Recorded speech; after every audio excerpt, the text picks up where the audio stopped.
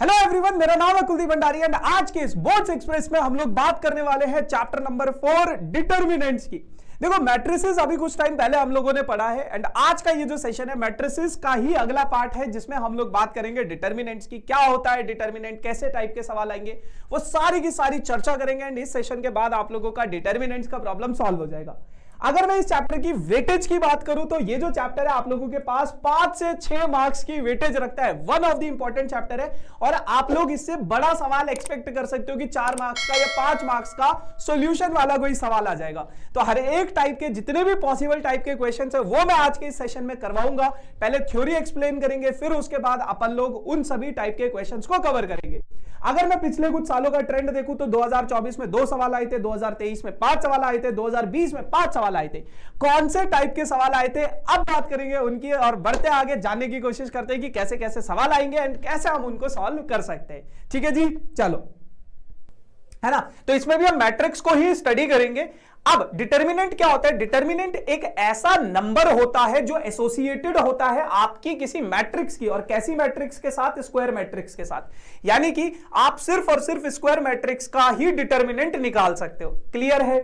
अगर मैं बात करूं, अगर किसी स्क्वायर मैट्रिक्स का ऑर्डर 1 है, 1 क्रॉस 1 की मैट्रिक्स है आपके पास, जैसे -3 है, तो इसका जो डिटर्मिनेंट होगा वो -3 हो जाएगा। बहुत सारे बच्चे इसे मॉड्यूलस समझ बैठते हैं, ये मॉड्यूलस नहीं है दोस्तों, ठीक है ना। अगर आपके पास 2 क्रॉस 2 की कोई मैट्रिक्स है तो इसका डिटर्मिनेंट कैसे होगा? 5 को 2 से मल्टीप्लाई कराओगे तो 10 आ जाएगा, और 4 को 3 से मल्टीप्लाई कराओगे तो 12 आ जाएगा, और इसको इससे माइनस करना है तो आपके पास कितना आ जाएगा इसका डिटर्मिनेंट? -2।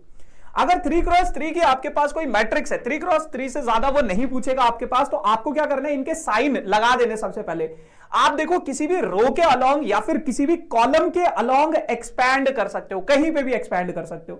बस इनके साइन देख लेना, ये positive negative positive negative positive negative, है ना, फिर पॉजिटिव नेगेटिव नेगेटिव, मतलब ऐसे करना है plus minus plus minus plus minus plus minus minus, ऐसे आप इनके साइन लगा सकते हो। दूसरी चीज जो आप लोगों को ध्यान रखनी है, आप या तो रो के अलोंग, किसी भी रो के अलोंग, किसी भी कॉलम के अलोंग एक्सपैंड कर सकते हो, बट कोशिश करना जहां पे मैक्सिमम नंबर ऑफ जीरोस आपको दिखे वहीं पे आप एक्सपैंड करो, उससे कैलकुलेशन बहुत इजी हो जाती है। जैसे अगर मैं बात करूं इस रो के अलोंग, रो 1 के अलोंग अगर आप एक्सपैंड करना चाहते हो तो ये 1 वाला लिखोगे, और इसके अलावा इसके अलावा इसके अलावा इसके रो, इस जिस रो का ये पार्ट है और जिस कॉलम का ये पार्ट है उसके एलिमेंट्स को छोड़ के जो बाकी के बचे हुए एलिमेंट्स है उनका डिटर्मिनेंट निकाल लो। फिर -4 लिखोगे तो -4 के जिस रो और कॉलम का पार्ट है, यानी कि फर्स्ट रो और सेकंड कॉलम का पार्ट है, उसके अलावा जो एलिमेंट्स बच गए 9 और 1 और 2 और 2, उसके एलिमेंट्स को लिखो और उनका डिटर्मिनेंट लगा दो। माइनस साइन क्यों आया? क्योंकि इसका साइन ये रहेगा। उसी प्रकार से 3 का आप देख लोगे। अब आप लोगों को इसका आंसर मुझे कमेंट सेक्शन में बताने कि इसका डिटर्मिनेंट क्या होगा, है ना। लेट्स सी कि आप लोगों की तैयारी कितनी चल रही है। बाकी यार अगर आप किसी नंबर, किसी कांस्टेंट से डिटर्मिनेंट में मल्टीप्लाई करते हो तो ऐसा नहीं, जैसे हमने मैट्रिक्स में पढ़ा था कि वो सभी एलिमेंट से मल्टीप्लाई हो जाता है, ये हो जाता है आपके पास k की पावर n, और यहां पे n क्या होगा? Order of the particular matrix, ठीक है। उसके बाद बेटा डिटर्मिनेंट की कुछ एप्लीकेशंस होती है, कहां पे आप इसको यूज कर सकते हो? एरिया ऑफ ट्राइंगल को निकालने के लिए आप यूज कर सकते हो कि कोई ट्राइंगल है जिसके कोऑर्डिनेट a b c है और कोऑर्डिनेट दिया गया है x1 y1 x2 y2 और x3 y3। अगर आप इस ट्राइंगल का एरिया निकालना चाहते हो तो इसका डिटर्मिनेंट निकाल लो। कैसे? x1 x2 x3 y1 y2 y3, इनकी वैल्यूज आपको पता होगी और आखिरी में 1 1 1 लिख देना और हाफ से इसको मल्टीप्लाई कर देना, जो भी डिटर्मिनेंट आएगा। मॉड्यूलस इसलिए लगाया है क्योंकि डिटर्मिनेंट कभी कभी नेगेटिव आ जाता है बट एरिया नेगेटिव नहीं होता, इसलिए मॉड्यूलस भी लगा दिया है, तो एरिया हमेशा पॉजिटिव आएगा आपके पास। अब अगर किसी ट्राइंगल का एरिया 0 आ गया तो इसका मतलब क्या हो जाएगा? वो तीनों पॉइंट्स आपके पास क्या हो जाएंगे? कोलिनियर पॉइंट्स हो जाएंगे। कैसे पॉइंट्स हो जाएंगे? कोलिनियर पॉइंट्स हो जाएंगे। उसके बाद बेटा इसमें आपके पास 2 टर्म्स आती हैं, माइनर्स एंड कोफैक्टर्स। माइनर्स क्या होते हैं? मान लो कोई भी स्क्वायर मैट्रिक्स है जिसका order greater than equal to 2 है, ग्रेटर देन इक्वल टू 2 है ना। मान लो ये मैट्रिक्स आपके पास। अब अगर मैं इस एलिमेंट के अलोंग कोफैक्टर माइनर निकालना चाहता हूं, तो ये कौन सा एलिमेंट है? 2 3 यानी कि सेकंड रो थर्ड कॉलम पे। तो इसके अलोंग जितने भी आपके एलिमेंट्स रहेंगे, जिस रो का और जिस कॉलम का ये पार्ट होगा उसको हटा दो और बाकी के जो एलिमेंट्स बच गए हैं उनका डिटर्मिनेंट निकाल लो। उनका डिटर्मिनेंट निकालोगे तो कितना आ जाएगा? -6। तो इस एलिमेंट का माइनर क्या हो जाएगा? -6। ऐसे ही आप हर एक एलिमेंट का माइनर निकाल सकते हो। और माइनर से ही हमारे पास एक और टर्म आती है कोफैक्टर। जैसे कोफैक्टर क्या होता है कि किसी भी एलिमेंट का अगर आप कोफैक्टर निकालना चाहते हो तो -1 की पावर i प्लस जे और उसका जो भी माइनर होगा उससे मल्टीप्लाई कर दो। जैसे इसका 2 3 का इस एलिमेंट का अगर मैं कोफैक्टर निकालना चाहता हूं तो -1 की पावर 2 + 3 यानी कि 5 हो जाएगा। तो -1 × -6 कितना आ जाएगा आपके पास? +6 आ जाएगा, है ना। बहुत सारे बच्चे ऐसे सोचते हैं कि इसका बस साइन चेंज करना है। नहीं बेटा, -1 की पावर चेक करनी है आपको। क्लियर? अब एक बहुत इंपॉर्टेंट प्रॉपर्टी होती है आप लोगों के पास माइनर कोफैक्टर की, कि अगर किसी रो के एलिमेंट्स को, जैसे किसी रो का एलिमेंट है A11, है ना, ये फर्स्ट रो के फर्स्ट कॉलम का एलिमेंट जो है उसको अगर मैं उसी के कोफैक्टर से मल्टीप्लाई कर दूं और सबको ऐड कर दूं तो जो आंसर आएगा वो आपका डिटर्मिनेंट के इक्वल आएगा। लेकिन अगर आपने किसी एक रो के, जैसे रो 1 के कोफैक्टर का मल्टीप्लाई करा दिया रो 2 के एलिमेंट्स के साथ, तो आपका और उनका सम निकाल दिया, तो आपका जो वैल्यू होगा हमेशा 0 के इक्वल होगा। ये प्रॉपर्टीज बहुत ज्यादा इंपॉर्टेंट है, डायरेक्ट इन पे क्वेश्चन भी आ जाता है कभी कभार 1 मार्कर। ठीक है, तो दोनों इंपॉर्टेंट प्रॉपर्टीज है, ध्यान रखना। फिर उसके बाद बेटा आप लोगों के पास डिटर्मिनेंट में 3 इंपॉर्टेंट टॉपिक है, adjoint, inverse and solving the linear equations. Adjoint क्या कहते हैं कि मान लो आपके पास कोई मैट्रिक्स है, ये कोई मैट्रिक्स है, तो एडजॉइंट ऑफ ए, इस मैट्रिक्स का एडजॉइंट क्या हो जाएगा? जो भी इसके कोफैक्टर्स होंगे उसका ट्रांसपोज। अब जैसे A11 का कोफैक्टर मैंने निकाल दिया C11, कैसे निकाला? अभी पीछे से निकाल के पहले माइनर निकालो फिर कोफैक्टर निकाल लो। ऐसे ही इनके सारे मैंने कोफैक्टर्स निकाल दिए, अब उनका ट्रांसपोज कर दो। ट्रांसपोज करते ही रो कॉलम में, कॉलम रोज में, है ना, सीखा था ना मैट्रिक्स में। तो फिर ये जो आपके पास आएगा ये इस पर्टिकुलर मैट्रिक्स का एडजॉइंट होगा। एडजॉइंट का यूज आपका इनवर्स निकालने में आता है। ये देखो तीनों चीजें आपस में लिंक है। इनवर्स कैसे निकालोगे आप लोग? इनवर्स निकालने का फॉर्मूला होता है 1/डिटर्मिनेंट of A into adjoint of A. अब ए इंटू इसकी कुछ प्रॉपर्टीज भी होती है, जब आपने एडजॉइंट निकाल दिया उसको उसके डिटर्मिनेंट से डिवाइड कर दो तो इनवर्स निकल जाएगा। याद रखना, इनवर्स सिर्फ उन मैट्रिक्स का एग्जिस्ट करता है जिनका डिटर्मिनेंट 0 नहीं होगा। एक प्रॉपर्टी है ए इंटू एडजॉइंट ए इंटू ए, और ये determinant of A into identity matrix के इक्वल हो जाएगा। एडजॉइंट ऑफ ए बी किसके बराबर हो जाएगा? Adjoint of B into adjoint of A transpose का इनवर्स इनवर्स के ट्रांसपोज के इक्वल होगा। और ये बहुत इंपॉर्टेंट प्रॉपर्टी है कि ए बी का inverse B inverse A inverse के इक्वल होगा। उसके बाद बेटा आपके पास 2 तरह की मैट्रिक्स होती है, ऐसी मैट्रिक्स जिसका डिटर्मिनेंट 0 हो उन्हें सिंगुलर मैट्रिक्स बोला जाता है, और ऐसी मैट्रिक्स जिनका डिटर्मिनेंट 0 नहीं होगा उन्हें नॉन सिंगुलर मैट्रिक्स बोला जाता है। क्लियर? इनवर्स का यूज सॉल्विंग लीनियर इक्वेशंस में भी आता है। मान लो आपके पास 3 इक्वेशन है, देखो इक्वेशंस जनरली वो 3 ही इक्वेशन देगा, 4 इक्वेशंस नहीं देता वो। आपके पास 3 इक्वेशंस है, इसी फॉर्म में होती है लीनियर इक्वेशन। अब मान लो आपको x, y और z की वैल्यू निकालनी है, तो बचपन में तो हम सीखा करते थे कि 2 equation, pair of linear equation को कैसे सॉल्व करना है क्लास 10th में। लेकिन यहां पे अगर 3 इक्वेशंस आ गई आपके पास तो उसको कैसे सॉल्व करोगे? उसको आप सॉल्व करोगे मैट्रिक्स डिटर्मिनेंट्स की हेल्प के साथ। कैसे? आपको बस एक ये चीज याद रखनी है कि a इंटू x जो होगा वो b के बराबर होगा, और अगर मैं x की वैल्यू निकालना चाहता हूं तो वो a इनवर्स b के बराबर होगा। और a इनवर्स क्या है बेटा? a इनवर्स आपने अभी अभी सीखा है 1/a adjoint a, 1/ determinant of a adjoint a into b। तो सबसे पहले यहां पे a और b और x क्या चीज है? a होता है बेटा ये जो कोएफिशिएंट्स है, इनको a बोला जाता है, x क्या होता है बेटा? x आप लोगों के पास ये जो x, y, z जो वेरिएबल्स आपके यूज हुए, और b क्या है बेटा? आपके ये जो कांस्टेंट टर्म्स है। क्लियर? आपकी इक्वेशन इसी फॉर्म में होनी चाहिए। अब उसके बाद बेटा आप इन इक्वेशंस को, इनको जब आप मल्टीप्लाई कराओगे या x is equals to a inverse b को, जब आप इसका इनवर्स निकालोगे तो वहां से आप इनकी इक्वेशंस को सॉल्व कर सकते हो। अभी आगे बताऊंगा कैसे। अब यहां से आपको दो चीजें ध्यान रखनी है। अगर आपका डिटर्मिनेंट ऑफ ए 0 के इक्वल है या 0 के इक्वल नहीं है तो क्या होगा? अगर 0 के इक्वल नहीं है तो यूनिक सॉल्यूशन हो जाएंगे, इंटरसेक्टिंग लाइंस होंगी, कंसिस्टेंट सॉल्यूशन होंगे।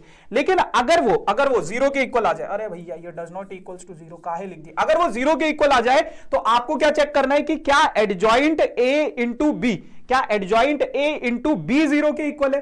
अगर एडजॉइंट ए इंटू बी भी 0 के इक्वल है तो इसके सॉल्यूशन कैसे हो जाएंगे? इनफाइनाइट सॉल्यूशन हो जाएंगे। अगर adjoint A into B does not equal to 0 है तो इसके सॉल्यूशंस कैसे हो जाएंगे? नो सॉल्यूशंस हो जाएंगे। क्लियर है इतनी बात? अब कुछ सवालों को देख लेते हैं और जानने की कोशिश करते हैं कि कैसे सवाल आपके एग्जाम में आते हैं।